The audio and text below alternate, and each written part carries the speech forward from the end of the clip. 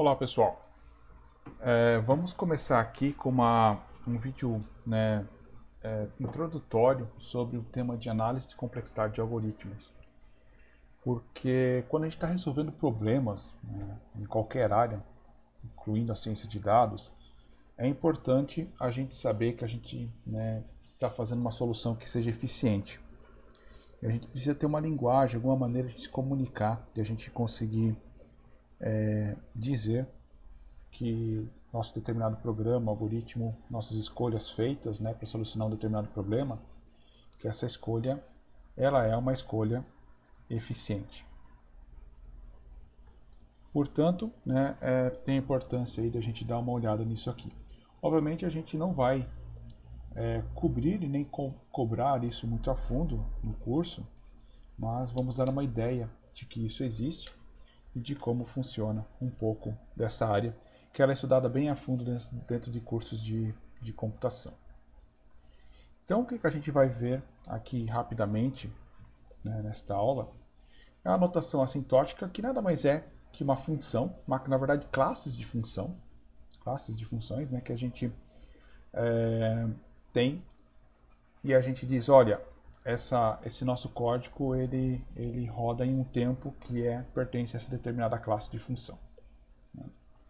A gente vai olhar alguns poucos exemplos aqui, alguns exemplos de como calcular, ou como chegar nessa complexidade, justamente para tentarmos entender o que quer dizer quando alguém nos fala que tal algoritmo é um algoritmo de complexidade linear, O na n, ou complexidade quadrática, n ao quadrado, ou é um algoritmo que roda em log de n ou n log de n. O que quer dizer isso, né?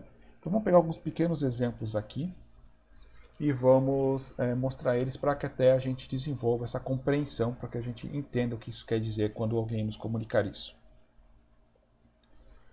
Vamos fazer isso, por exemplo, passar um algoritmo de inserção, que é de ordenação por inserção, que é um algoritmo bem simples e não muito eficiente para fazer a ordenação de valores. Claro, quando você usa lá numa programação já vem pronto, o sistema analista.sort do Python já ordena para você, mas por trás ele usa algum algoritmo de ordenação implementado, que já está lá pronto para você. É um algoritmo eficiente, inclusive. Aí a gente vai ver como é que a gente faz análise quando esses algoritmos eles são descritos de forma recursiva. O que é uma recursão? É quando você tem uma função que ela chama outra função, ela chama a si mesma, várias vezes.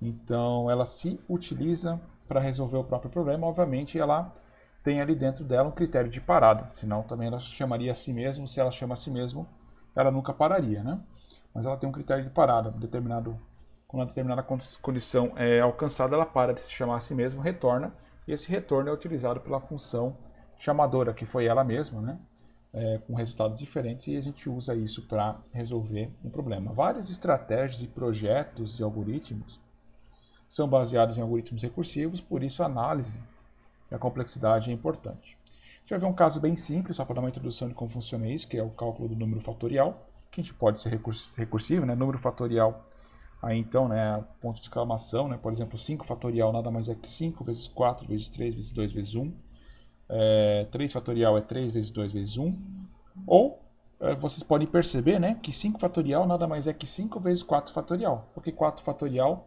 é 4 vezes 3 vezes 2 vezes 1. Se você multiplicar isso por 5, você tem 5 fatorial. Então ele tem essa noção de recursividade no cálculo do número fatorial. A gente usa isso bem para dar uma introdução do que é recursividade e de como é que a gente faz uma análise recursiva. A gente vê aí um método bem simples de substituição repetida para realmente ter essa complexidade, essas funções, de que a gente tem essa notação de o quão demora para esse código executar. Daí a gente vê a ordenação por intercalação, também chamada de merge sort, que é um algoritmo bem eficiente para se fazer a ordenação. Ele se baseia num método de divisão e conquista, um método de projeto, que ele foi baseado para ser construído, que é um algoritmo recursivo. Então, o que é a divisão e conquista? Eu tenho um problema, eu divido ele em problemas menores e resolvo esses problemas menores, e depois tendo esses problemas menores resolvidos, é mais fácil de eu resolver problema maior. Então é justamente isso, dividir e conquistar. Então você divide o problema em problemas menores, conquista esses problemas menores, resolve eles e depois você intercala eles, você junta eles. Por isso o algoritmo da intercalação, porque o principal esforço feito aí no Merge Sort é na etapa de intercalação.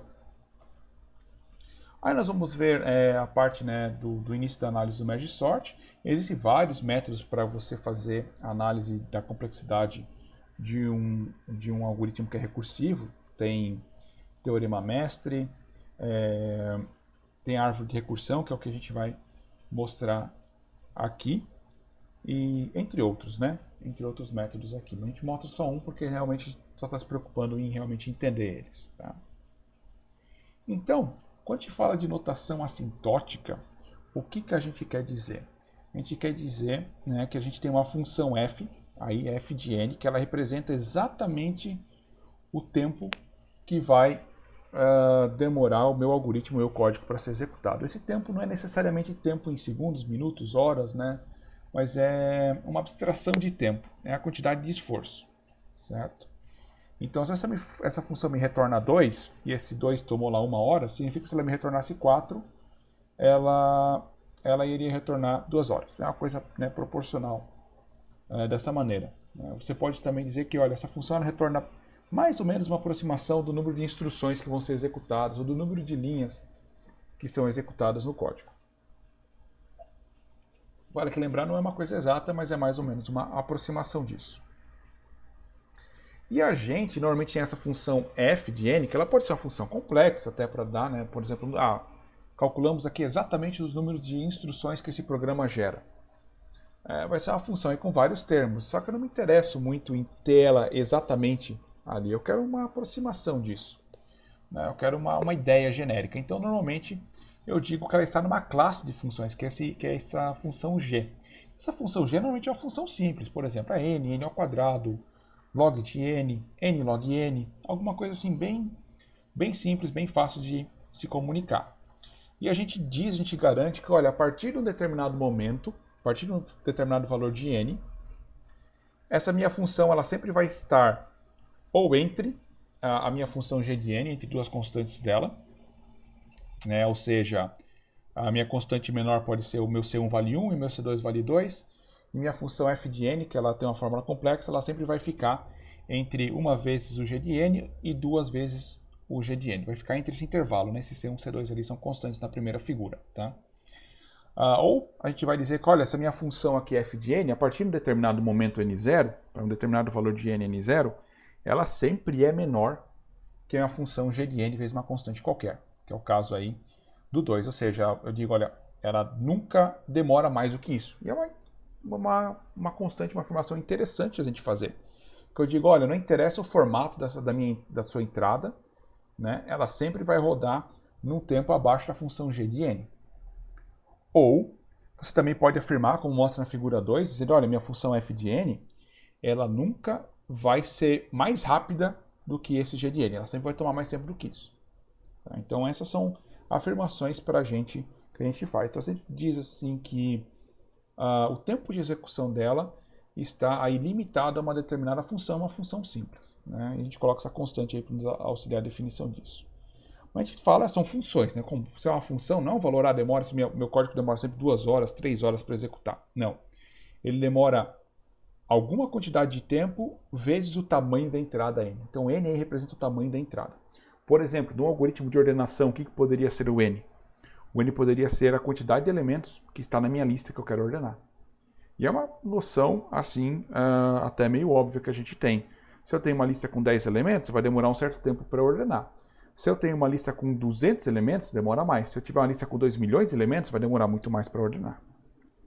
Se a minha função de ordenação ela é uma função, por exemplo, n log n, pode ser que para 1000 elementos demore um tempo, para 1 milhão de elementos demore um tempo a mais, mas cresce, mas não cresce tanto. Agora, se fosse n ao quadrado, vai crescer muito mais que n log n. E aí, a partir de um determinado valor de n, para entradas grandes, esse algoritmo já não é mais factível. Tá? Então, para analisar essas situações, para realmente nos orientar em que escolha de algoritmos fazer. Tá? Aqui vai ficar bem claro na aula ali depois que você vai ver um algoritmo bem simples de ordenação, só que ele demora para executar. Depois tem o mais complexo de se implementar, né? E a implementação é mais complexa, mas a complexidade de tempo, a complexidade do algoritmo em si é menor. Quando a gente fala complexidade do algoritmo, está dizendo, né, qual tem a menor performance, qual deles é executado no menor tempo. Né? Então, o algoritmo que ele é mais complicado de se implementar, ele pode ter uma performance maior. E aí você tem que escolher o que você quer. Um algoritmo fácil de implementar, mas que depois vai demorar para o seu usuário. Quando você estiver rodando grandes volumes de dados, quando você aplica com Big Data, é muito importante ter essa noção, né, dessas constantes de tempo aqui. Tá? Obviamente aqui a gente está para dar uma introdução, saber que existe, tá? Não é assim um conhecimento que se espere, isso aqui é estudado mais no curso de ciência da computação, mas a noção disso é muito importante para a gente.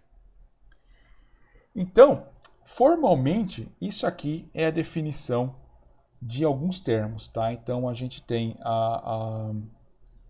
alguns termos aí, né?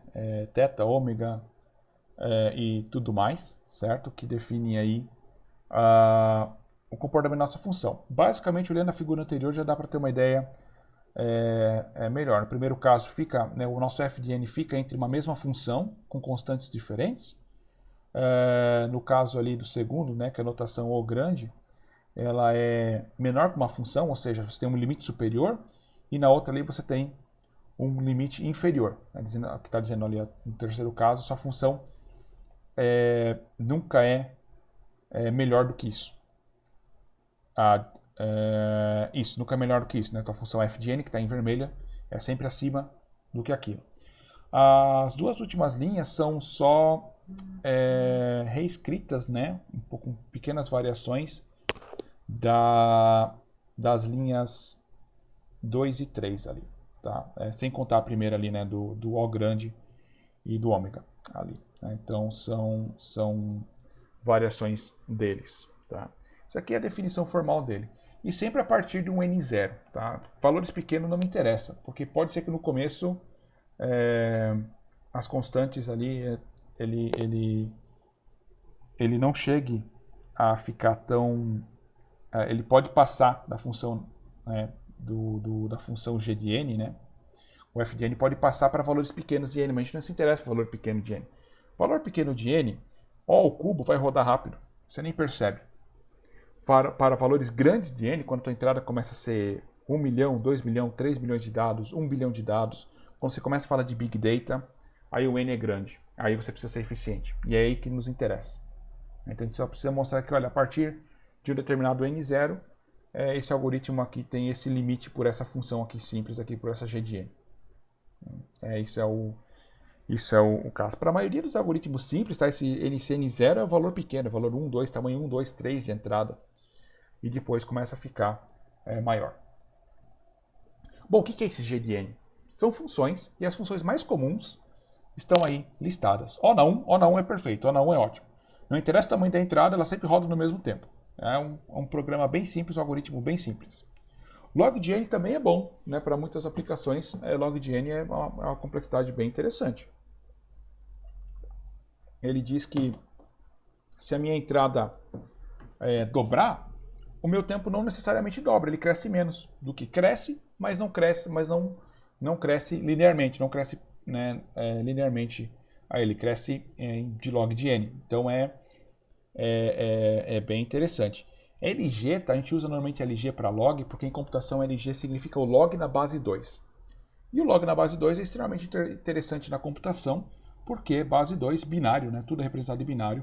Então esses cálculos ficam bem mais fáceis quando a gente usa o log binário. Então LG é logaritmo na base binária. Então, por exemplo, se eu tenho uma entrada, vamos supor aí que a minha complexidade é log de n. Se eu tenho uma entrada de tamanho 8, qual que é o log base 2 de 8? É 3. Então vai tomar 3. Se ela dobrar, se ela virar 16, ele passa só de 3 para 4. Não chegou a dobrar. Se ela virar 32, ela passa só de 4 para 5. Então, o crescimento é bem menor. Você cresce muito a tua entrada, mas o te consome de tempo para processar isso não cresce linearmente. Tá? Então é bem interessante isso.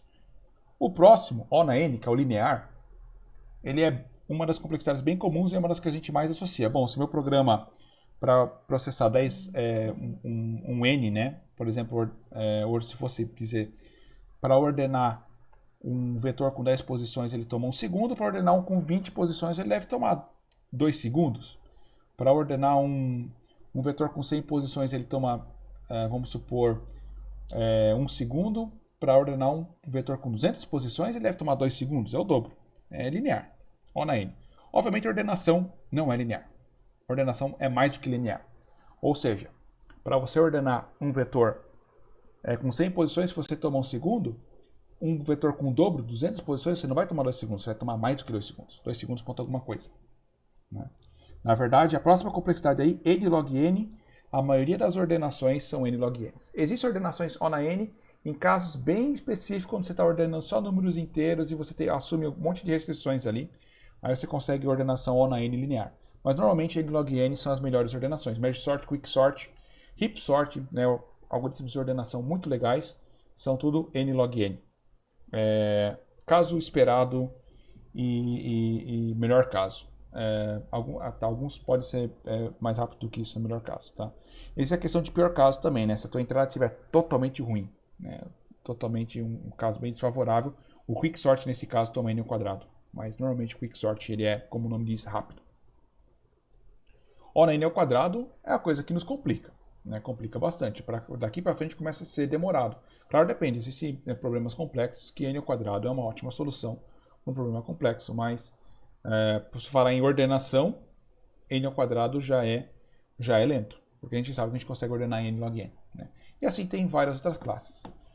O último ali, 2 na N. Ou seja, o N está no expoente. Isso aí é horrível.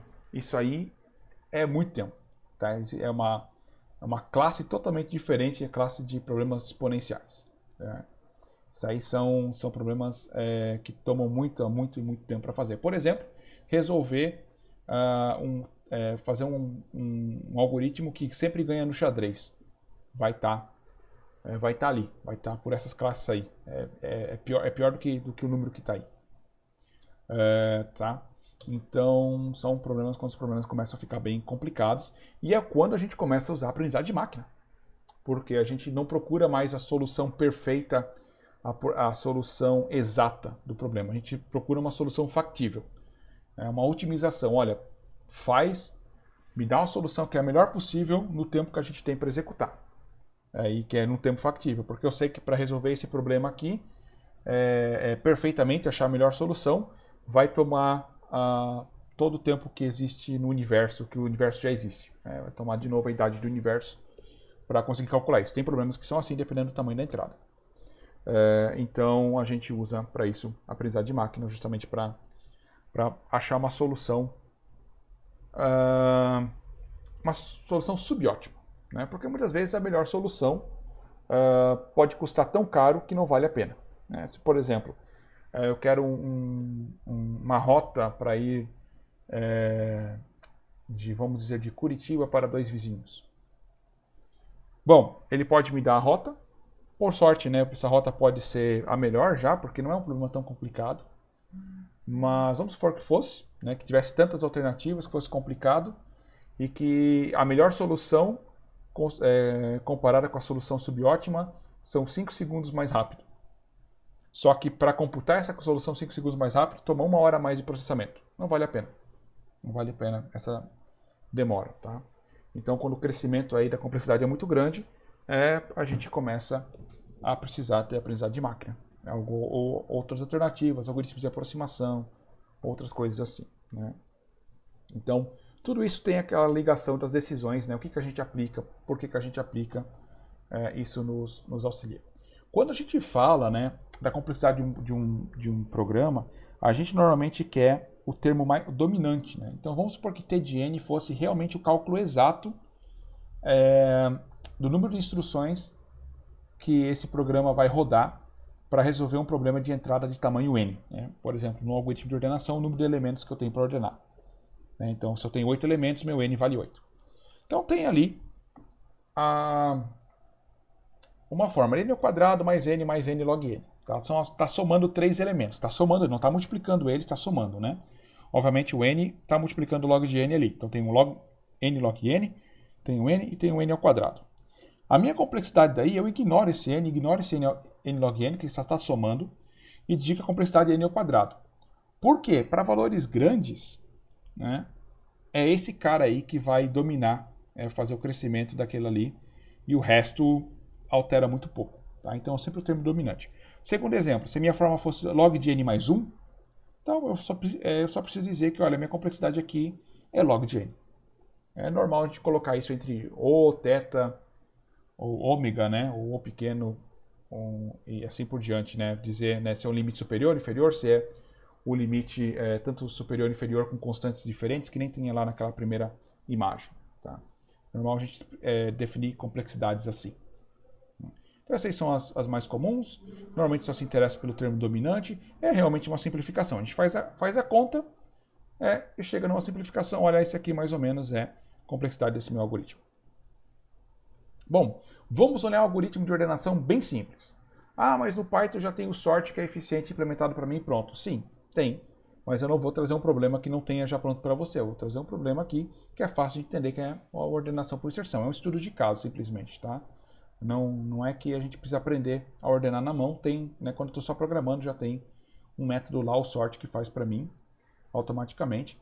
Mas aqui eu quero usar ele, né? A gente vai ver como é que faz uma ordenação bem simples. E vamos usar esse algoritmo para a gente calcular a complexidade. Também não vou mostrar código em Python, eu vou mostrar ali para frente um pseudocódigo, tá? Mas que é facilzinho, bem fácil, principalmente para o algoritmo de inserção, bem fácil para traduzir ele para Python. Bom, eu tenho aqui, a gente chama de vetor, tá? Mas no Python é uma lista. Tem uma lista com os valores 5, 2, 4, 6, 1 e 3. Eu quero ordenar ela. Tá? Veja que o computador tem que ordenar isso. Então ele consegue ver célula por célula, né, e usar a memória auxiliar, essas coisas assim. Né? E imagine também que eu tenho, se eu tivesse aqui, é um exemplo pequeno, mas eu poderia ter 1 milhão de dados para ordenar. Nem a gente conseguiria ordenar isso facilmente. Olhando aqui, a gente consegue já ver, opa, eu tenho todos os números de 1 a 6 aqui, tenho. Então 1, 2, 3, 4, 5, 6. Né? Mas quando tem vários dados, né, não é tão simples assim. E aqui tem um método que vai garantir que sempre sai ordenado, não interessa a ordem que venha, não interessa quantos dados tem. Tá? O que ele faz? Ele pega a tua lista, o teu vetor, e separa ele em duas partes. A parte da esquerda do que já está ordenado e a parte da direita que falta ordenar. Ele separa da seguinte forma. Né? No começo, ali na figura A parte da esquerda só tem o elemento 5. E a parte da direita tem o 2, o 4, o 6, o 1 e o 3. Só ter o elemento 5 significa que eu tenho um vetor unitário. E um vetor unitário, por definição, está ordenado. Se eu só tenho um livro na minha estante, eu posso dizer que a minha estante está com meus livros ordenados em ordem alfabética. Porque só tem um. Não está ordenado por definição. Então não tem nenhum, ou tem só um, já está ordenado por definição. Agora, o que ele faz? Ele pega o primeiro termo da lista não ordenada e ele insere ele na lista ordenada da esquerda. Então pega o primeiro termo da lista não ordenada da direita, que nesse caso é o 2, e insere ele na posição correta dele. Só que como é que faz isso? Como é que ele vai fazer isso? Primeiro ele vai ter que aumentar uma célula na lista da esquerda. Para fazer isso, ele precisa tirar esse 2 ali. Na verdade, copiar esse 2. Né? Ele não tira. Ele simplesmente faz uma cópia desse 2, guarda essa cópia em algum lugar, né? numa variável auxiliar. E aí, ele pode liberar o espaço, porque o 2 tem que ir na frente do 5. Então, olha aquela setinha que está ali no A, né? Dizendo que o 5 vai ter que ir para a posição 2. Então, só para vocês a gente estabelecer uma anotação aqui, os números em cima ali da lista são as posições, posição 1, 2, 3, 4, 5, 6. Cuidado, no Python seria 0, 1, 2, 3, 4, 5. Que pseudocódigo trabalha 1, 2, 3, 4, 5, 6. E os valores dentro da caixinha é o valor mesmo. Tá? Esse valor poderia ser dados complexos, poderia ser um registro completo, poderia ser um dicionário do Python, qualquer coisa. Aqui a gente usa números porque é mais fácil, é mais didático. Né? Então, ele vai copiar o 2 para uma memória auxiliar, ele vai pegar o 5, jogar o 5 tirar da posição 1 e colocar na posição 2, e aí colocar o 2 na posição 1, que ele tem que vir antes. Agora, né, eu tenho no B ali, eu tenho a minha lista da esquerda ordenada 2 e 5, e a minha lista da direita não ordenada é o 4, 6, 1 e 3.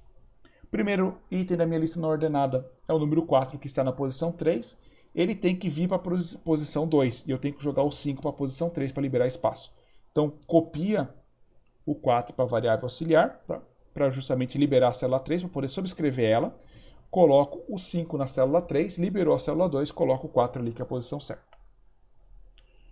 Quando eu leio o 6 ali na célula C, ele já está no lugar certo. Então, eu só mantenho ele naquela posição.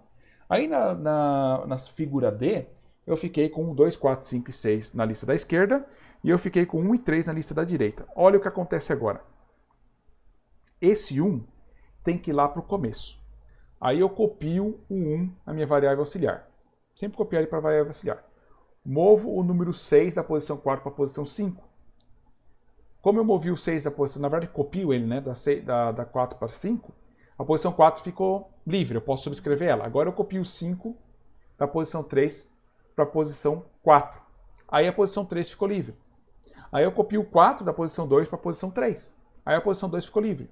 Aí eu copio o 2 da posição 1 para a posição 2. Aí a posição 1 ficou livre, que é justamente a posição que eu tenho que inserir o valor 1. Então eu insiro o valor 1 na posição 1, ali, daí resultando no que fica no D. Finalmente, tem que fazer a mesma coisa agora com o 3. Só sobrou o 3 na lista da direita não ordenada. A lista da esquerda ordenada está com 1, 2, 3, está com 1, 2, 4, 5 e 6, as posições 1 a 5. Então, o que eu faço? O 3 vai para uma variável auxiliar, jogo o 6 para a posição 6, jogo o 5 para a posição 5, jogo o 4 para a posição 4, e finalmente o 3 vai para a posição 3 e ele resulta no vetor ordenado. Cuidado que nem todo caso ordene os números e tem todos os números ali. Pode ter número repetido, pode ter número que não tem, por exemplo, ordene o vetor 10, 12, 9, 30 e 2, né? São números ali que vai ter pulos. Então esse algoritmo funciona para todos esses casos, né? Aqui ele está usando um caso bem simplesinho, tem todos os números, né? Tá bem fácil de se fazer. Esse é um algoritmo de ordenação por inserção, tá? Olhem novamente, depois a apresentação, né, fica aqui no Moodle da disciplina, vai estar ali. Parem o vídeo, olhem novamente para realmente entender o que você fez aqui, tá? Uma outra maneira de você fazer uma analogia disso aqui é você pensar que você tem um baralho de cartas na mão, né? Tem as tuas cartas lá, as tuas 6, 7 cartas que você recebeu, e agora você começa a ordená-las na mão. Isso aqui é uma ordenação que a gente faz normalmente. Você pega a primeira carta e insere ela na posição certa. Pega a próxima carta e insere na posição certa. Né? Vai pegando as cartas que não estão ordenadas, pega uma das não ordenadas e insere na posição certa na parte de cartas que já está ordenada. Que é o vetor da esquerda ordenado, o vetor da direita não ordenado. Tá? A gente, naturalmente, essa é a maneira que a gente ordena cartas na mão. A gente não pensar muito, é assim que a gente faz. Esse aqui é meio que o método mais natural que as pessoas tendem a usar quando estão ordenando cartas na mão. Qual que é o código para fazer isso? Insert sort. O nome, né, vem justamente essa ideia que você está inserindo ele na posição certa, né? Por isso o método da inserção. Qual que é o algoritmo para ele? O algoritmo está aí. Você começa da posição 2 até a última posição, até o comprimento, porque aqui o índice vai de 1 a n, não é que nem em Python que vai de 0 até n-1. Então a gente começa ali na posição 2, por quê? Porque a posição 1 já está aquele valor ordenado, já é o meu vetor ordenado. Começa dali, pega o valor que está na posição J, que é aquele valor que eu quero inserir ele no lugar correto. Então é isso que eu estou fazendo na linha 3. Salva ele na variável chave. Né? Então guarda ele. Aí eu começo com o meu i na posição anterior. E eu vou fazendo o quê? Eu vou fazendo aquele deslocamento, né? Pega cada número e move ele uma célula para a direita. É isso que esse loop da linha 5 a 7 faz. E aí no final, na linha 8, eu simplesmente pego aquela chave, aquele valor que eu guardei, e escrevo ele na posição ali que liberou para ele. Veja que esse enquanto da linha que começa na linha 5, que faz a 5 a 7, que faz esse deslocamento, ele verifica que você não vai para o vetor nas posições 0 ou negativas, né, o i maior que 0, e também que o valor do a nessa posição i, que você está analisando agora, ele é maior que a chave, ou seja, ele é maior, eu tenho que deslocar para a direita porque a chave vem antes. A hora que ele for menor, como ele já está ordenado, eu sei que é ali que eu tenho que sair. Então essa é a lógica. Algoritmozinho bem simples, poucas linhas. Tá? Bem fácil traduzir isso aqui para Python. A pergunta é, quanto tempo toma para executar esse algoritmo? Com base num valor n, sendo n, para nós, é o tamanho desse vetor A. Quantos elementos tem no vetor A? Bom, qual o tempo de execução? A gente tem que fazer um pouco de análise. A análise aqui vamos fazer em dois casos. O melhor caso e o pior caso. O melhor caso para mim é se esse vetor que eu tenho que ordenar ele já estiver ordenado. Por quê? Olha o que acontece aí. A gente tem que pensar em cada linha e ver quantas vezes essa linha vai executar. Então, se eu tenho um vetor lá, que era o nosso caso anterior, com 6 posições, quantas vezes a linha 2 executa? Então, ela testa para o j igual a 2, 3, 4, 5 e 6. 5 vezes. Na verdade ele executa 6 vezes. Tá? Se você traduzir isso aqui para o código, ele executa mais uma vez, que é quando o j for acima do comprimento, que daí vai dar false e não entra. Tá? Por isso o número de vezes ali é n. Certo? Então, se eu tenho ali um for, normalmente quando você faz isso aqui é mais pensado quando você implementa isso em C, né? Então ele vai fazer o seguinte, o j começa em 2. Aí o j é menor ou igual ao comprimento, não é para 2, para 3, para 4, para 5 e para 6. Aí quando ele chegar com 7 ele é e não entra. Por isso essa linha aí é executada n vezes. Tá? As linhas anteriores executadas n menos umas vezes. E faz realmente sentido. Se a gente olhar o nosso código lá, ele vai executar para o j igual a 2, 3, 4, 5 e 6. Né? E o nosso n aqui vale, naquele exemplo anterior, vale 6. Né? Então ele executa essa linha 3 aí 5 vezes. Então n menos uma vez. Tá? Mesma coisa para a linha 4, também é chamada igual. A linha 5. A linha 5. Quantas vezes a linha 5 é executada? Ela é um teste. Enquanto ele é um outro for, um outro while. Né? Bom, quantas vezes ele faz esse teste? Agora depende do caso. Tá?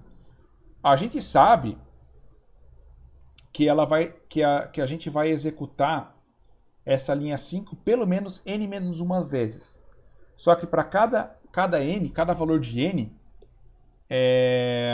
ela vai ser chamada, né, principalmente o código das linhas 6 e 7 vão ser chamados mais vezes, que é o deslocamento. Se eu estou lá no começo do algoritmo, lá na figura anterior, lá quando tinha a letra A, B, eu tenho poucos elementos para deslocar.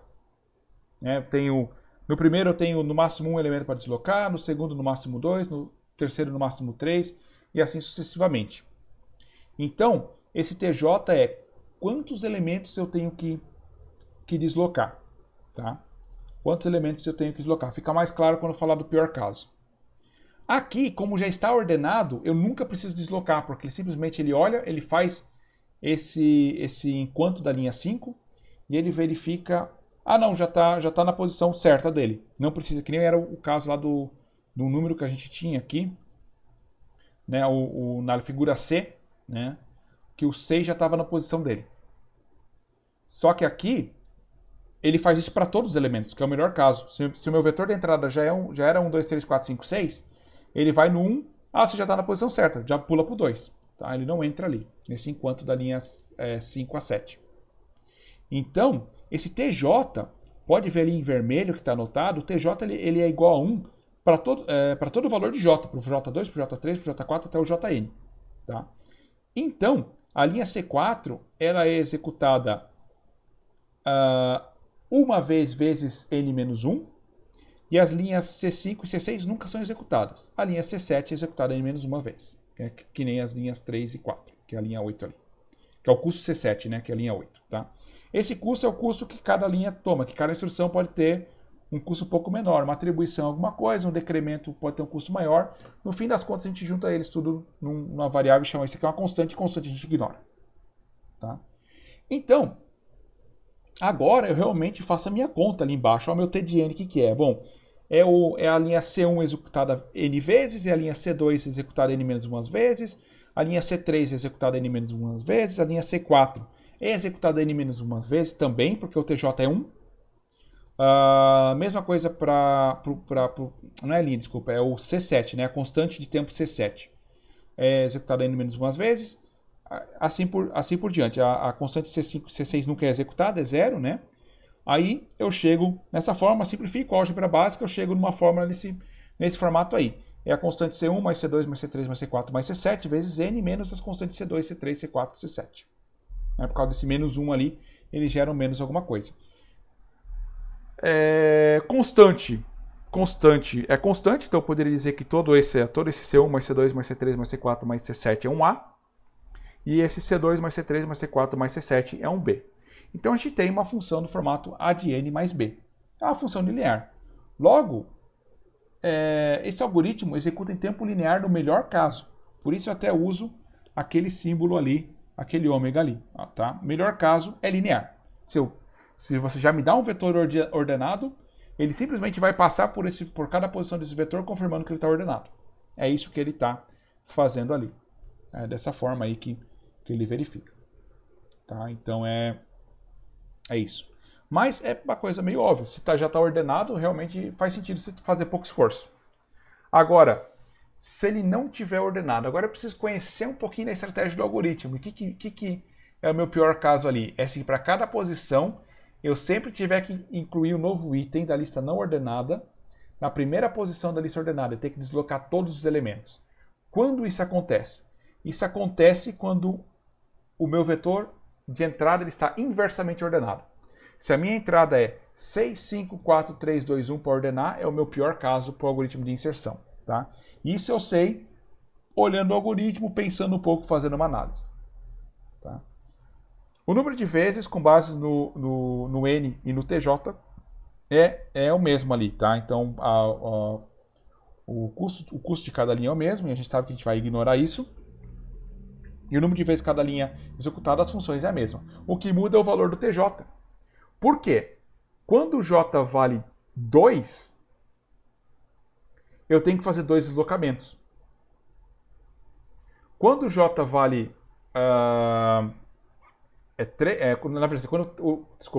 Quando o J vale 2, eu tenho que fazer 2 checagens daquele enquanto e um deslocamento. Quando o J vale 3, eu tenho que fazer 3 checagens daquele enquanto da linha 5 e 2 deslocamentos, no pior caso. Quando o J vale 4, né, o TJ vale 4 também, eu tenho que fazer 4 checagens do enquanto da linha 5 e fazer 3 deslocamentos. Quando o J vale 100, eu tenho que fazer 99 deslocamentos. Quando o J vale 200, eu tenho que fazer 199 deslocamentos. Tá? Então, o meu T de N fica como está ali embaixo, né? O custo 1, o custo 2 referentes às linhas 2, 3, o custo 3 também referente à linha 4, é a mesma coisa. C de 1 vezes N, C de 2 vezes N menos 1, C de 3 vezes N menos 1. Agora, o resto ali eu tenho que fazer essa somatória. Que o J ele vai de 2 até N. E quando ele vale 2, o TJ é 2. Quando ele vale 3, o TJ é 3. Quando o J é 4, ele vale 4. Ou seja, ele é 2 mais 3 mais 4 mais 5 mais 6 mais 7. É uma série. Que nada mais é que N vezes N mais 1 dividido por 2. Tá? Ali. Dá na verdade, não. É N vezes N menos 1 dividido por 2. O do C4 ali está errado. O do C5 está certo. Depois eu corrijo antes de liberar o slide para vocês. Tá? N vezes N menos 1. N vezes N... não, tá certo, porque o N menos 1 de cima e o outro é normal. Não, o C4 é só N. Isso, é só N. E os outros ali estão certos, tá? Enfim, é uma série. É basicamente N vezes N que a gente tem aí, né? Simplificando, a gente vai simplificar isso depois. Que é o número de vezes que a gente tem que executar, que é basicamente aquele cálculo, que é 2 mais 3 mais 4 mais 5 mais 6 mais 7 mais 8, assim sucessivamente. É porque também eu não tenho 1, né? O 1 não tem nesse caso aqui, porque o J começa em 2. Por isso. Tá. Bom, as constantes nem são tão importantes, porque a gente junta elas todas. A gente sabe que um N vezes N mais 1, N vezes N menos 1, N vezes N, é um N ao quadrado. Tá? Então a gente chega aí a uma constante vezes N ao quadrado, mais a soma de outras constantes vezes N, menos uma soma de constantes. Que dá uma função quadrática, né? A N ao quadrado mais B de N mais C. Né? Só que esse C aqui nesse caso é negativo, que perde uma coisa. O que nos interessa aqui é somente o termo dominante, que é N ao quadrado. Então, minha complexidade aqui é n ao quadrado. Tá? Então, se eu tenho aí 8 itens, 8 vezes 8 vai tomar em torno de 64 constantes de tempo para executar. É uma aproximação aí. Agora, se eu tenho 9 itens, ele vai para 81. Se eu tenho 10 itens, vai para 100. Se eu tenho 20 itens que eu dobrei, de 100 passa para 400. Então, o crescimento é muito maior. Então, se 100 itens tomava 1 segundo, 400 itens toma... desculpa, se 100 itens tomavam 1 segundo, 200 itens vai tomar 4 segundos. Não vai tomar 2 segundos só, porque é ao quadrado. Então, o crescimento dela é muito maior. Isso nos ajuda a entender o algoritmo. E agora, sim, obviamente, a gente fez todo o cálculo formal, preciso aqui. Uma coisa bem interessante para você ver aqui, tem dois for alinhados. Dois fors alinhados, o for da linha 2 e o for da linha 5. Para cada vez que o for da linha 2 executa, o for da linha 5 executa. Ele não executa para todo n vezes, mas ele executa, em média, n sobre 2 vezes. Algumas vezes mais, algumas vezes menos. Como a gente tira fora constante, n vezes n ao quadrado. Tá? Então, dois fors alinhados é uma dica, é uma indicação, na verdade, que você está tentando aí que pode ser um n ao quadrado. Não é todo caso, existem exceções, a análise em detalhe vai te revelar isso. Obviamente, isso aqui estamos indo rapidamente sobre ele, só para a gente ter a noção de que isso existe, que é essa análise. Algoritmo simples de implementar, complexidade dele de tempo alta. Bom, algoritmos recursivos eu já mencionei no começo, são bem comuns. Muitas das técnicas de projeto de algoritmos se baseiam em recursividade. O que é recursividade? É uma função que chama ela mesma. E, obviamente, ela vai ter um critério de parada, porque senão ela ia chamar ela mesma a de infinito. E aí nunca ia parar até estourar a memória do computador e o programa terminar em erro. Vamos falar sobre ele, vou mostrar alguns casos, e vamos ver como é que a gente faz uma análise quando o algoritmo é recursivo. Então, muitos algoritmos têm definições recursivas. O que acontece com uma entrada grande é a nossa pergunta, que a gente poder tomar nossas decisões. Qual que é a complexidade dele? Ver se realmente esse algoritmo atende às nossas necessidades. Isso aqui é muito importante quando estamos falando de Big Data. E aí você vai também tomar, posso calcular a resposta exata, ou será que eu tenho que usar alguma aprendizagem de máquina, alguma técnica para pegar uma aproximação, um resultado factível, bom o suficiente, mas um resultado subótimo, que atenda a minha necessidade, porque o meu tempo aqui é mais importante que a exatidão da resposta. Então, essa é a motivação toda de análise de complexidade de algoritmos. E algoritmos recursivos, muitos algoritmos são baseados na teoria de funções recursivas. Então, o primeiro caso é número fatorial, A fatorial. O que é um A fatorial? Ora, é o A vezes A menos 1, é o A vezes o A menos 1, vezes o A menos 2, vezes A menos 3, vezes A menos 4, vezes 2, vezes 1, assim por diante. Por exemplo, 5 fatorial, nada mais é que 5 vezes 4, vezes 3, vezes 2, vezes 1. 6 fatorial, nada mais é que 6 vezes 5, vezes 4, vezes 3, vezes 2, vezes 1. Opa, então 6 fatorial eu posso dizer que ele é 6 vezes 5 fatorial, porque é 6 vezes 5 vezes 4 vezes 3 vezes 1. 5 fatorial é 5 vezes 4 vezes 3 vezes 1. Então, eu posso sempre dizer que o número fatorial, ali embaixo, ele nada mais é que A, o número A, o fatorial de A, nada mais é que A vezes o fatorial de A menos 1. Isso é uma definição recursiva, porque daí você pode calcular qual que é o fatorial de A menos 1. Ora, o fatorial de A menos 1 nada mais é que A menos 1 vezes o fatorial de A menos 2. E assim por diante. Obviamente, você passou ali, ele vai sempre diminuindo sucessivamente, até o ponto que ele começa a ficar número negativo e vai ficar para sempre diminuindo, e no computador vai eventualmente estourar a memória, estourar a pilha, alguma coisa assim. Então a gente coloca uma condição de parada. Quando o A for maior que 1, a gente faz a chamada recursiva. Quando o A for igual a 1, a gente retorna 1. Essa é a definição. Olha a função que calcula o número fatorial aí em pseudocódigo. Então, linha 2, a função, linha 1 ali, fatorial de A, passa o valor A. 2 e 3 é esse critério de parada. A primeira coisa que eu verifico se o A é 1, retorna 1. E para por aí. Não chama mais recursivamente a função fatorial. Se não, retorna A vezes o fatorial de A menos 1. Veja, ele está usando a si mesmo para solucionar o problema.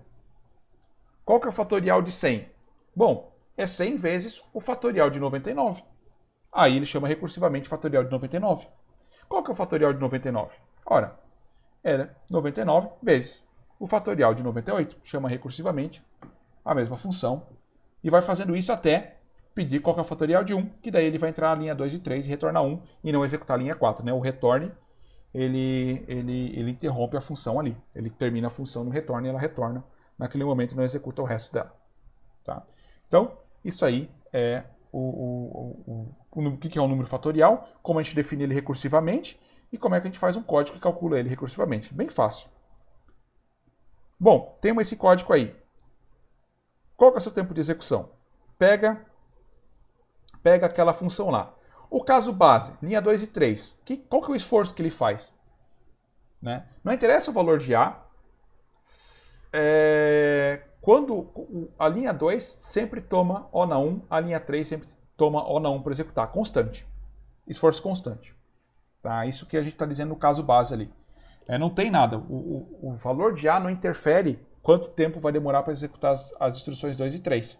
Se o A for 1, a linha 2 executa no mesmo tempo que se o A for 100, do que se o A for 1000, do que o A for 5000. A menos que você esteja ainda muito nos detalhes de implementação de microcontroladores para valores de A muito grande.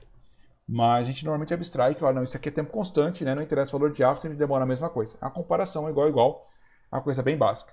Né? Então, esse O na 1 é o caso base. Meu caso base toma O na 1. Bom, porque no caso base ele executa a função 2 e 3. No caso não base, o que ele faz? Ele executa só a linha 2, que é O na 1 também. Né? Então, o caso base ele é O na 1 mais O na 1, que dá O na 1, que ele executaria a linha 2 e 3. O caso não base, quando o A é 2, 3, 4, 5, 6, ele toma O na 1, que ele executa 2, dá falso, e aí ele faz a linha 4. E aí, quanto tempo demora a linha 4? Bom, ela demora O na 1 também, né, porque é uma multiplicação do A, só que ela demora também a chamada recursiva dela, ela tem que esperar o fatorial de n-1. Então, se eu estou calculando o t de n aqui, o t de n é o tempo, né, com quanto tempo demora uma função de, por exemplo, vamos supor, tamanho 5. Né? Nosso n aqui é o mesmo valor que o A. Né? Então, fatorial de 5, quanto tempo ele demora? Bom, demora O na 1 mais o tempo que demora para calcular o fatorial de 4. E quanto tempo demora para calcular o fatorial de 4? Ora, demora O na 1 mais o tempo que demora para calcular o fatorial de 3. Assim sucessivamente, até você chegar qual que é o tempo que demora para calcular o fatorial de 2? Ora, nada mais é que o tempo para calcular o fatorial de 1 mais O na 1. E qual que é o tempo para calcular o fatorial de 1? O na 1. Então fica O na 1 mais O na 1 mais O na 1 mais O na 1 mais O na 1. E aí quantas vezes eu tenho isso?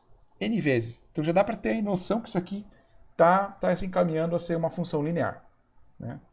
Então eu vou mostrar aqui o método da substituição repetida, né, que eu cheguei nessa equação, analisando o meu algoritmo, né, que é o tempo para calcular o fatorial de 5, nada mais é que o tempo para calcular o fatorial de 4 mais O na 1. Cheguei nessa definição aí do tempo. Né? E eu vou substituindo ele. Ora, o t de n nada mais é que o t de n menos 1 mais 1. Ora, mas quanto é esse t de n menos 1? Nada mais é que o t de n menos 2 mais 1, que fica, né, mais 2. Mas o que é esse t de n menos 2? Nada mais é que o t de n menos 3 mais 1.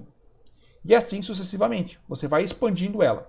Você faz isso para você observar o padrão. Né? Até o final que você chega a t de 1. E o t de 1 é o teu caso básico que dá 1. E você já vai ter feito isso n menos 1 vezes. Então você vai ver que ele vai fazer n chamadas. Então você consegue provar para si mesmo, né, olhando aqui, trabalhando, né, pensar às vezes com o número, às vezes fica mais fácil, né?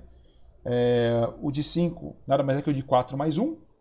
E o de 4 nada mais é que o de 3 mais 1, que dá o de 3 mais 2. O de 3 nada mais é que o de 2 mais 1, que dá, né, o de 2 mais 3. E assim sucessivamente. Aí você vai chegar na conclusão que ele é O na n, que ele é linear. Porque ele vai chamar essa função recursiva n vezes, cada chamada toma O na 1 de esforço. Então, n vezes O na 1 dá O na n. Né? Então, a função de complexidade linear. E faz sentido, né? Se vocês pararem para pensar, vocês vão ver que isso faz sentido. Vamos para um algoritmo legal, um algoritmo bacana, um algoritmo um pouquinho complicadinho de implementar, mas bem interessante. Ele é o algoritmo, né, da intercalação, merge sort. Tá? Me dá uma eu quero chegar numa sequência ordenada a partir de uma sequência inicial. A sequência inicial aqui está lá embaixo, tá, pessoal? Estou começando de baixo para cima. Então eu tenho uma sequência inicial e ela já está separada, já é vários separados aqui, e eu quero ir combinando ela até chegar numa sequência ordenada. O que acontece nesse algoritmo aqui é que você pega um problema e você divide ele em dois problemas mais simples, resolve os problemas mais simples, e quando você tem esses problemas mais simples resolvidos, é mais fácil você resolver o problema maior com os problemas mais simples já prontos. Então vamos pegar esse último passo aí, ó, que é a parte mais em cima dele, né? Então eu tenho dois vetores com 4 elementos cada um. Né? O vetor da esquerda 2, 4, 5, 7, o vetor da direita 1, 2, 3, 6. Por vetor entenda a lista do Python. Né? E eles já estão ordenados, magicamente já estão ordenados. Como é que eu consigo chegar num vetor ordenado de cima, combinar eles? Pega esse elemento aqui, depois pega esse elemento desse vetor, depois pega esse elemento desse outro vetor, copiando ele para o vetor de cima, da forma a fazer o menor número de comparações possíveis. Como esses vetores estão ordenados, eu preciso comparar só o primeiro elemento de cada vetor para saber qual que é o menor elemento dentre todos os 8, né, quando eu estou fazendo esse passo. Então eu vou comparar 1 e 2 aí, e vou ver que 1 é o menor, eu vou copiar 1. Aí sobra 2, 4, 5, 7 no da esquerda, 2, 3 e 6 no da direita. Aí eu comparo o 2 da esquerda com o 2 da direita, tanto faz, são iguais, copia qualquer um, vamos supor que copiasse da direita, ficaria 2, 4, 5 e 7 na esquerda, 3 e 6 na direita, comparo o 2 e o 3, aí vai o 2 à esquerda, e assim sucessivamente. Ou seja, se eu tenho os dois subvetores já ordenados, para eu construir juntar eles num vetor só ordenado, né? Lembrando que primeiro vem o número do vetor da direita, o segundo número do vetor da direita, daí o terceiro é do vetor da esquerda, o quarto número do vetor da direita, o quinto e sexto são do vetor da esquerda, o sétimo é do vetor da direita, o oitavo é do vetor da esquerda, está misturado, né? Tem que copiar um de cada um. Mas é sempre o primeiro de cada um. Tira ele, né, e vai montando. Então eu preciso uma comparação para cada item que eu vou adicionando acima. Vamos ver isso aqui um pouquinho mais em detalhe. Então eu tenho um vetor não ordenado aqui, tá? O vetor aí, eu não escrevi as posições, só deixei os valores dele. Então eu tenho um vetor com 5, 2, 4, 7, 1, 3, 2 e 6. Eu quero ordenar ele. Tá? Tem 8 elementos e eu quero ordenar ele. Primeiro passo do merge sort é dividir ele em problemas menores. Então eu divido em dois problemas com exatamente a metade do tamanho cada um. Então antes eu tinha um problema com 8 elementos, agora eu tenho dois problemas com 4 elementos cada um. E eu faço isso sucessivamente, porque eu quero resolver o meu problema com 4 elementos também aplicando merge sort. Também aplico merge sort nele para resolver os meus vetores de 4 elementos. Então, meu vetor de 4 elementos, 5, 2, 4 e 7, vira dois problemas menores, 5, 2 e outro, 4 e 7. Né? Então, primeiro eu tinha um problema com 8 elementos, depois eu tenho dois problemas com 4 elementos, agora eu tenho 4 problemas com 2 elementos. E eu faço isso de novo.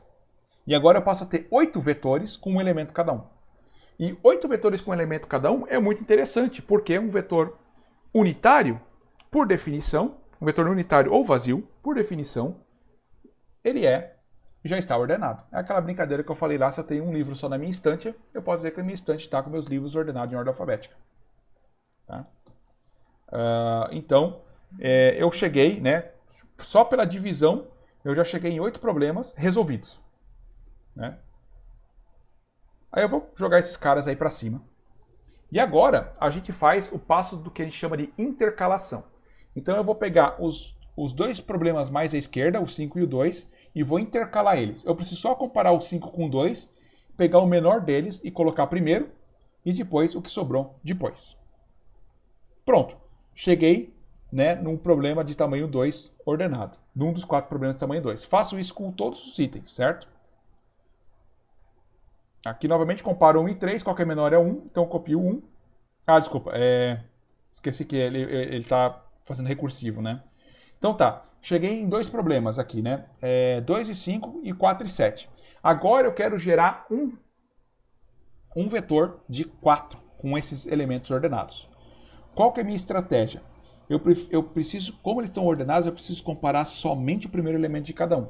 Entre 2 e 4, o 2 é menor, então garantidamente ele é o menor dentre todos esses 4 elementos. Ele é menor que o 5, porque ele realmente é menor que o 5, porque ele está na frente do 5 do seu vetor, mas ele também é menor que o 7, porque ele é menor que o 4, e o 4 é o menor dentro daquele grupo.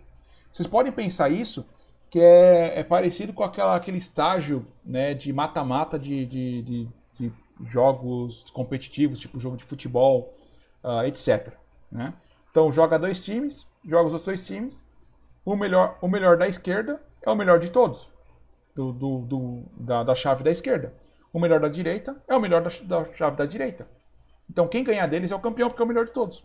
Essa é a ideia. Então eu comparo só o 2 com o 4, o 2 é menor, então o 2 é o menor de todos. Agora eu tiro ele do vetor inicial da frente, eu comparo o 5 com o 4. O 4 é o menor de todos, tiro ele do vetor da direita, comparo o 5 com o 7, o 5 é o menor de todos, então eu tiro ele do vetor da esquerda, só sobrou o 7.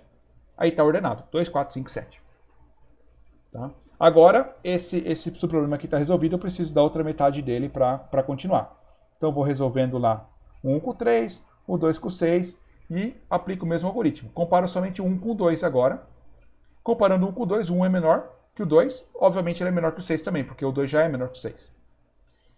Agora eu comparo o 2 com o 3, o 2 é menor.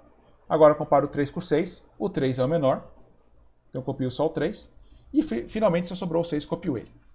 O ganho do merge sort é justamente isso. Se eu tenho 2 vetores ordenados, se eu comparar o menor do vetor da esquerda com o menor do vetor da direita, o primeiro de cada um, e o menor deles é o menor dentre todos.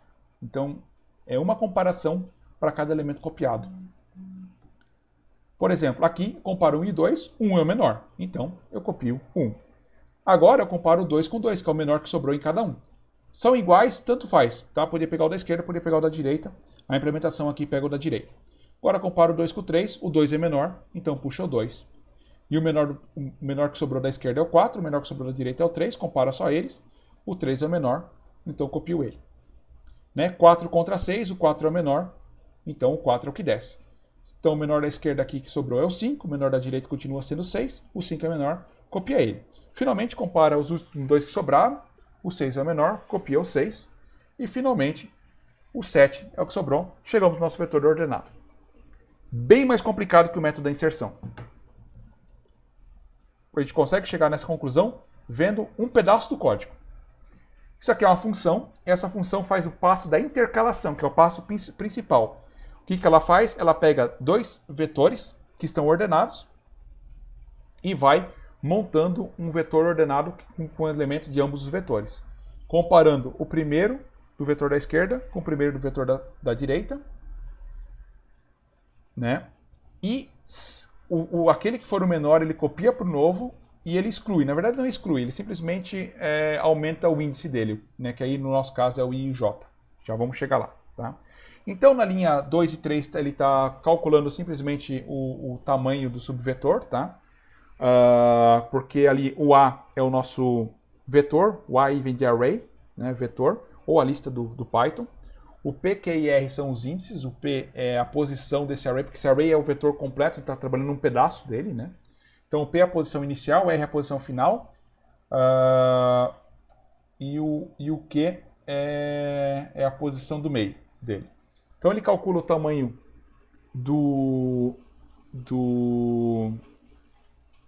ele calcula o tamanho de cada subvetor, tende a ser igual, ou pode ser que tenha um de diferença entre N1 e N2. Nesse caso aí, para esse exemplo da figura que tem ali, o N1 e o N2 ambos valem 2, tem 2 elementos em cada um. Mas em alguns casos você pode ter um valendo 2 e outro valendo 1, um valendo 4 e outro valendo 3, assim sucessivamente. Tá? Linha 4 e 5 ele simplesmente está dizendo ali copia os dados do vetor A para os vetores aí auxiliares E de esquerda e D de direita, porque agora ele vai depois pegar os valores do E da direita, pegar o menor de cada um e colocando, subscrevendo no A. Então essa aí é a memória auxiliar, a gente faz a cópia. Linha 6 e 7 ele faz um sentinela, porque naquela última comparação, você lembra quando sobra só não sobra nenhum elemento no vetor? em vez de você fazer um if, alguma coisa complicada, você adiciona um elemento a mais com valor muito grande, que a gente chama aí de infinito. E aí ele compara infinito, porque não tem mais nada no vetor, né, que já copiou todos os seus números, contra esse valor. Qual que é o menor? Bom, é aquele valor, né? Aquele valor sempre é menor que infinito. Então esse sentinela adicionado à linha 6 e 7 ajuda. O I e J são os índices desses vetores da esquerda e da direita. Começa na primeira posição. Lembrando que a gente está no pseudocódigo, a gente começa a contar de 1, não é que nem em Python que começa em 0. E aí a gente vai, né, para cada posição do vetor que a gente quer copiar, que a gente chama de K. A gente compara, olha, a primeira posição do vetor da esquerda é menor que a primeira posição do vetor da direita? Menor ou igual? Se é, copia ela e incrementa o I, porque o I é o índice do vetor da esquerda. Incrementar o I significa que ele vai apontar agora para o segundo elemento, depois para o terceiro e assim sucessivamente do primeiro vetor, que é o que eu estava falando lá que remove ele, porque na verdade ele não remove, ele simplesmente marca o primeiro como próximo. Né? Ele vai andando ali. Se não, você copia o da direita e aí incrementa o J, que o J é o ponteiro, é o índice, né, do vetor da direita. Tá? Isso aqui faz aquele passo de intercalação. Depois dê uma olhadinha com calma, né, para entender bem esse algoritmo aqui, se você tiver interesse de realmente compreender como é que funciona o algoritmo de merge sort. A função principal do merge, né, como a complexidade fica no passo de intercalação, que é chamado na linha 6, na verdade é bem simples.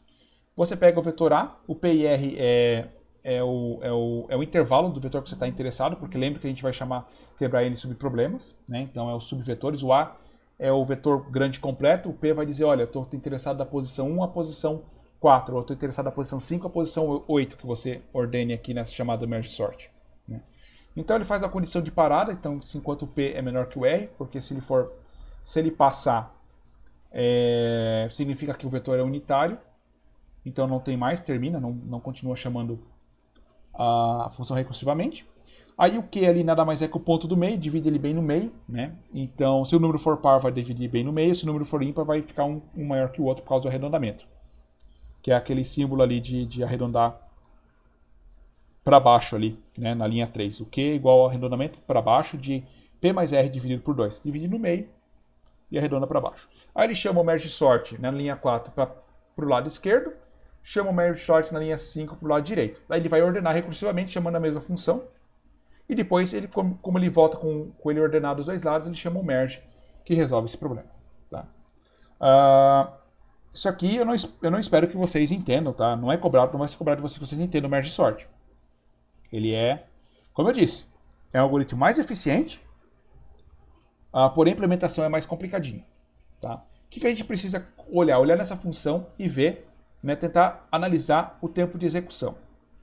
E a gente vai chegar nessa fórmula aí.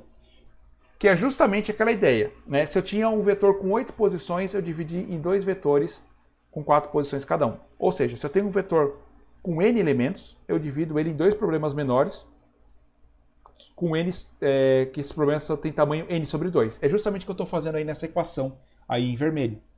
Tem aquele 2 na frente do t, são 2 problemas, e o tamanho de cada problema desse é n sobre 2.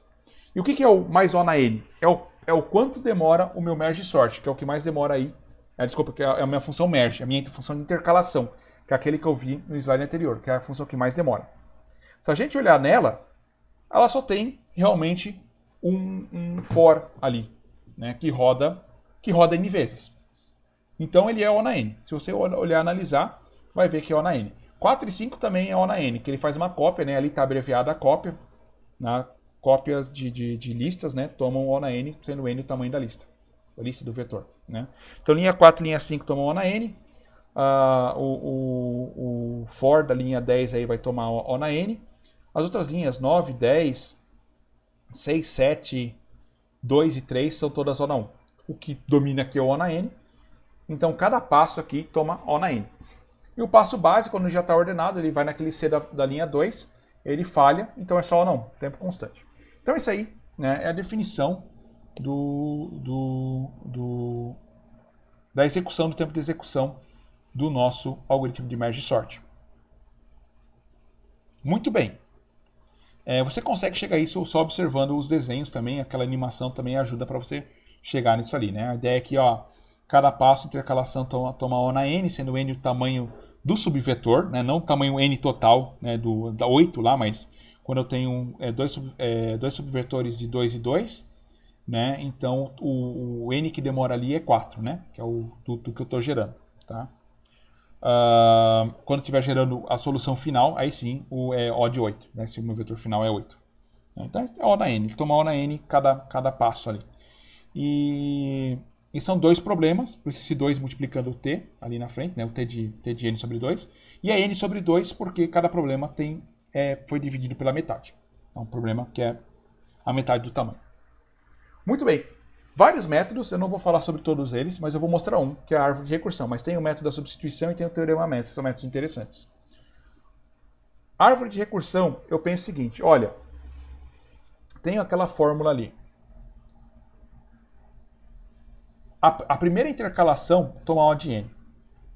A segunda intercalação também é O de n, só que o tamanho da segunda ele chamou com t de n sobre 2. Então ela é n sobre 2, só que eu tenho dois problemas desse. O próximo nível são 4 problemas de n sobre 4. Tá? Se você lembrar lá da animação do começo, vai ver que a gente tinha 8 no começo. Aí depois a gente tinha 2 de 4. Né? Então, n sobre 2, n sobre 2. Né? 4 mais 4. E depois a gente tinha 4 de 2. Então, 8 dividido por 4, 2. Né? Então a gente tinha 4 de n sobre 4. Tá? E aí, finalmente, aqui não está completo, né, mas porque isso aqui vai indo conforme o tamanho, a gente teria também outros 8n sobre 8. Tá? E assim sucessivamente. Então ela vai aumentando realmente, né? Ela dobra, a cada nível dobra o número de subproblemas, só que também cada subproblema tem a metade do tamanho. Então ele forma essa árvore. Uma coisa interessante para a gente ver é que qual que é o esforço que eu faço da função merge. Na primeira, ali no topo da árvore, ali no começo, a parte de cima, é n vezes c uma constante. C é uma constante para abstrair realmente o tempo das instruções ali. Mas é n. Né? Só tem 8 elementos para fazer aquele merge e aquele for lá vai executar n vezes. Na segunda linha, é 4 no subproblema da esquerda, 4 no subproblema da direita. Que é n sobre 2, n sobre 2.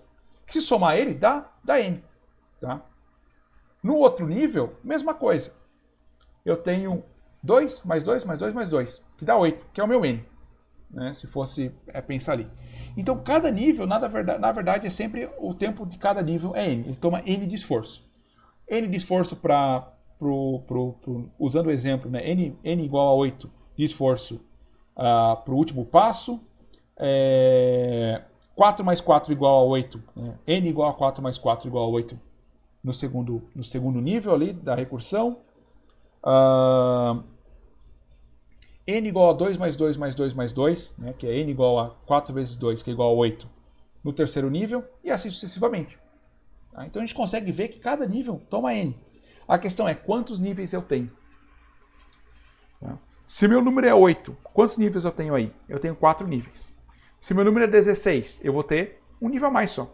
É 5. Se meu número fosse 4, só ia dar 3 níveis. Basicamente, a quantidade de nível que eu tenho é o log na base 2 de n mais 1. Tá? Mais 1 ali. Então, esse log de n é a quantidade de nível. Logo, se eu tenho log de n mais 1, é log de n. Né? Log de n. Log de n vezes n, né? Porque cada nível são log de n níveis e cada nível custa n para ser executado. Então eu tenho n log n. n log n é a minha complexidade final desse algoritmo. Que inclusive é, para algoritmos de ordenação baseado em comparações, a melhor complexidade que você pode ter. Tá? E n log n é melhor que n ao quadrado. Veja que n ao quadrado é n vezes n. E aqui a gente está falando que é n vezes log de n. Log de n é menor que n. Certo? Então essa é a minha complexidade dele. Observe que se eu fosse colocar perfeitamente ali, né, complexidade era n log n mais c de n, né, porque ele dá, não falei que a altura da árvore é log de n mais 1, ignora ele. Né? Se eu fosse colocar o total ali, está dizendo, ó, log de n mais 1 vezes c de n é c de n log de n mais c de n. Então é n log n mais n. Aí só que só nos interessa o termo aqui dominante, que é n log n. Então a complexidade do algoritmo de ordenação por intercalação, o merge sort, é n log n, tá? Que é melhor que n ao quadrado. Pessoal, eu entendo que principalmente para quem não vem da área de computação, é complicado. Isso aqui é um dos assuntos mais complicados que tem no começo de uma graduação em ciência da computação. Tá? O objetivo aqui é vocês saberem que isso existe, para entenderem escolhas e justificar escolhas. Tá? Não vou esperar que ninguém saia por aí calculando complexidade num curso de ciência de dados. Mas é interessante ter conhecimento que isso existe, justamente para quando você se deparar com algoritmos prontos e bibliotecas que vão dizer as complexidades para vocês, que vocês tomem a decisão correta. Tá? Então esse é o objetivo, é não mostrar isso de caráter informativo, certo? E vocês vão ter alguma noção, vocês vão conseguir olhar um algoritmo e ter mais ou menos uma noção do nível de complexidade de cada um, contando a quantidade de fors aninhados, né, um for dentro do outro, né, repetições aninhadas, isso já te dá alguma dica sobre isso. Né, você consegue ter uma estimativa sobre isso. E tem métodos e vocês podem estudar esses métodos se vocês realmente quiserem fazer o cálculo dos algoritmos que vocês implementarem. Tá? Mas normalmente isso aqui é para auxiliar vocês a escolherem quais algoritmos usar, e quando vê que, olha, esse algoritmo é n ao quadrado. N ao quadrado, para isso aqui, é ruim. Né? Para isso aqui, ele é demorado. Então, não dá para usar o algoritmo n ao quadrado. Eu tenho que pensar em usar aprendizado de máquina, tenho que pensar em utilizar alguma outra coisa para isso aqui. Né? Porque o algoritmo demora muito. Ou, esse algoritmo é log de n. Tranquilo. Para esse problema aqui, eu vou dar para o meu usuário a solução exata. Não vou usar aprendizado de máquina para isso, eu vou fazer aqui um algoritmo determinístico que calcule exatamente a solução, a melhor solução, solução ótima, porque para os meus valores de n, ele vai rodar em um tempo factível. Tá? Então esse é o objetivo dessa aula. Certo, pessoal? Então a gente se vê na nossa webconferência, né? E até mais.